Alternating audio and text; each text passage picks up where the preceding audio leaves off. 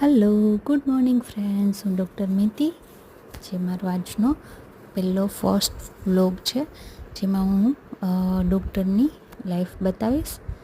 First of all તો સવારે free થઈ અને ક્લિનિકે આવ્યા. ક્લિનિકે પછી ભગવાનના દર્શન કર્યા, ધૂપ દીવા કરી અને પેશન્ટ જોવાનું સ્ટાર્ટ કર્યું. જોતામાં ઘણા બધા પેશન્ટ જોઈ લીધા. દેન ફ્રી થઈ અને ઘરે જમવા માટે ગયા. બપોરે જમવામાં થેપલા, સૂકી ભાજી, ચા અને દહીં જમી અને શ્રીમદ ભગવદ્ ગીતા રીડ કરી.